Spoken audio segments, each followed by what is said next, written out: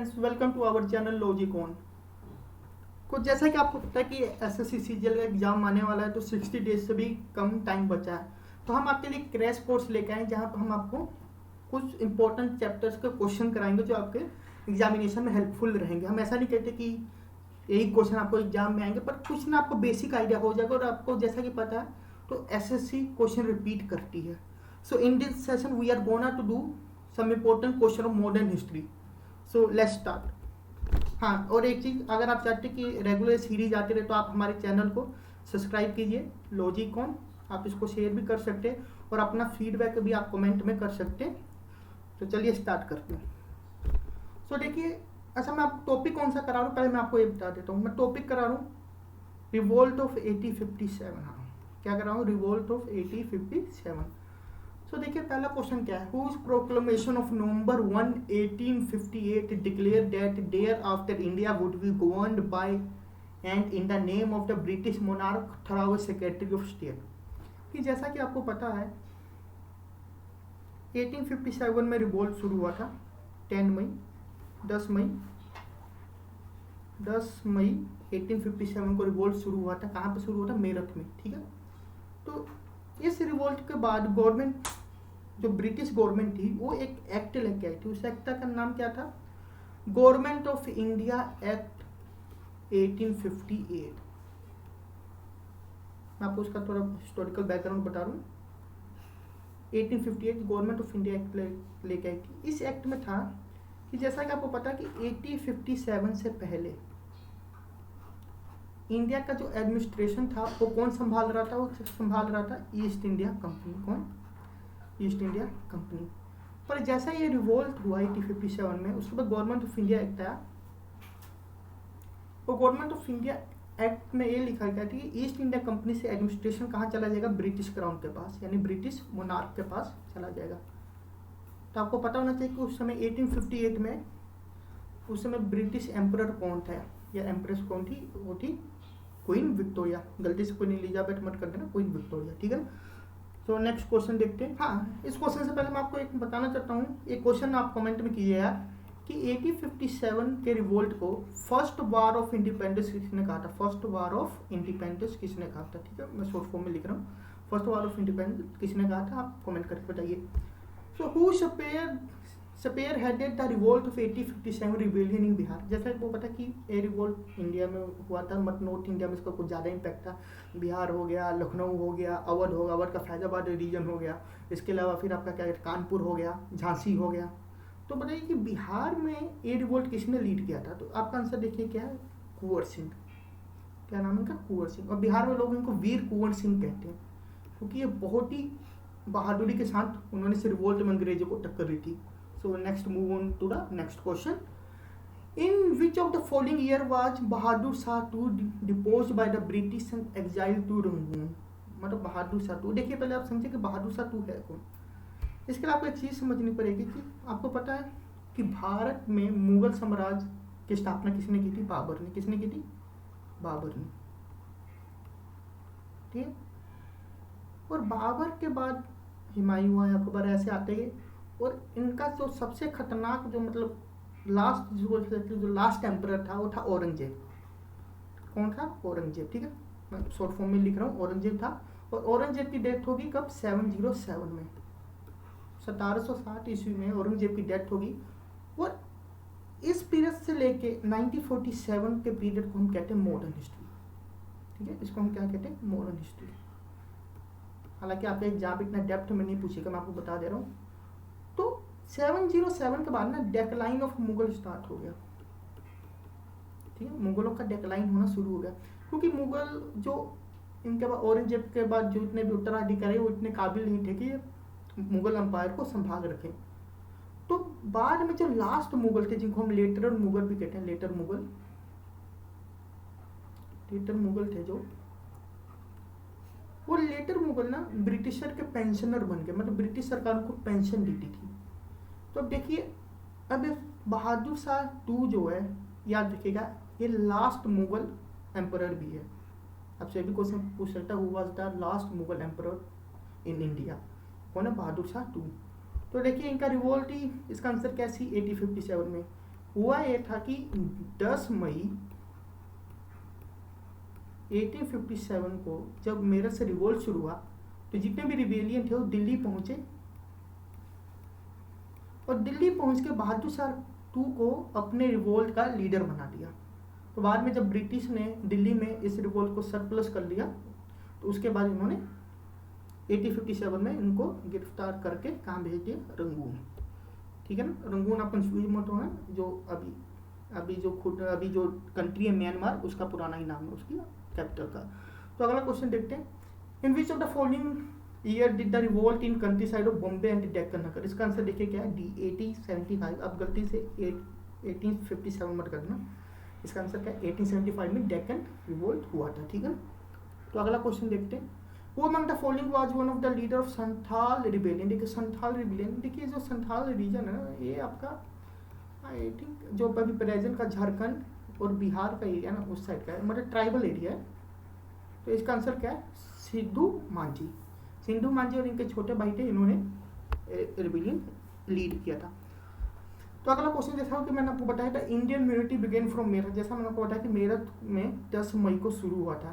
ठीक है, तो ये समाप्त कहाँ पर हुआ, तो देखिए इसका आंसर है ग्वालियर। 20 जून 1858 को ये रिवोल्ट खत्म हो गया था। ठीक है, अगला क्वेश्चन देखिए, फिर से question, dash was the Mughal emperor during the revolt of 1857। कौन था, बहादुर शाह टू।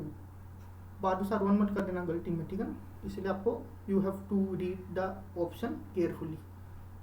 तो अगला क्वेश्चन देखते हैं, the Indian unity of 1857 effectively ended in the city of. अभी मैंने आपको बताया किस सिटी में खत्म हुआ, ग्वालियर में। कहाँ पे, ग्वालियर में।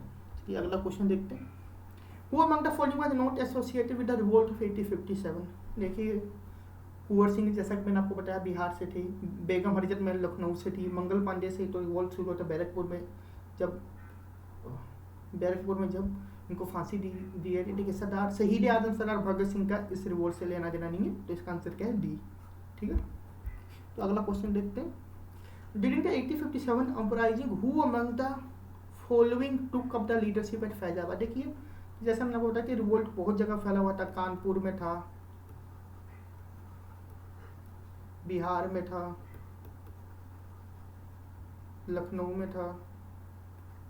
ठीक है, तो देखिए कुंवर सिंह तो आपको जैसा पता बिहार से थे। ठीक है, और इसका आंसर क्या, सी, सॉरी सी कह रहा हूँ। बेगम हजरत महल कहाँ से थी, ये लखनऊ से थी, तो इसका आंसर क्या, बी, मौलवी अहमदुल्ला। और याद रखना मौलवी अहमदुल्ला को लाइट हाउस ऑफ रिबेलियन कहते हैं। ठीक है, याद रखिएगा। अगला क्वेश्चन देखते हैं, who was the organiser of revolt of 1857 Bihar. फिर से वही क्वेश्चन रिपीट हो गया, कौन है, वीर कुंवर सिंह। अगला क्वेश्चन देखते हैं, after revolt of 1857 which of the following changes was not made by the British government. कह रहे हैं कि इनमें से कौन से जो चेंज थे जो ब्रिटिश गवर्नमेंट नहीं किए थे। देखिए ऑप्शन नीचे से शुरू करते हैं, the governor of India become viceroy of India. हाँ, ये भी था, गवर्नमेंट ऑफ इंडिया एक्ट के थ्रू ही आया था। गवर्नमेंट ऑफ इंडिया एक्ट कब आया था, 1858 में। और इस एक्ट में क्या थे कि ईस्ट इंडिया कंपनी से एडमिनिस्ट्रेशन कहाँ चला जाएगा, ब्रिटिश क्राउन के पास। ठीक है, ब्रिटिश क्राउन के पास चला जाएगा। ठीक है, उसके बाद इसमें एक्ट में क्या था, जो गवर्नर जनरल ऑफ इंडिया उसको हम क्या कहेंगे, वाइसरॉय कहेंगे। ठीक है, वाइसरॉय कहेंगे। और दूसरा इसमें था कि जो ब्रिटिश क्राउन मतलब इंडिया को किसके द्वारा एडमिनिस्ट्रेट करेगा, वो था सेक्रेटरी ऑफ स्टेट इंडिया के लिए, SOS, secretary of state for India. ठीक है, तो देखिए तो ए भी था 1857 में, इसको गवर्नमेंट ने किया था। The right of East India Company were handed over to the British empire, ए भी था। The number of Indian soldier was increase in the British army, नहीं, ये नहीं था, तो इसका आंसर क्या था, बी। और देखिए secretary of state for India was appointed. देखिए कॉमन सेंस वाला क्वेश्चन है, क्योंकि ये सिपाही यूनिटी मतलब विद्रोह किसने किया था, सिपाहियों ने किया था, 10 मई को स्टार्ट किया था। तो कॉमन सेंस की बात, अगर आपको हिस्ट्री का भी नहीं पता, अगर आपको बेसिक कॉमन सेंस भी है तो तभी आप टिक कर सकते हैं कि उन्होंने इंडियन सोल्जर की संख्या इंक्रीज नहीं की थी। अगला क्वेश्चन देखते हैं, वीर कुंवर सिंह जयंती is celebrated in order to recognize the achievement of Kunwar Singh during the Indian Rebellion of 1857। देखिए वही क्वेश्चन एसएससी का देख रहे हो, रिपीटेशन देखिए कितने बार क्वेश्चन रिपीट करते हैं। इसका आंसर क्या है? बिहार।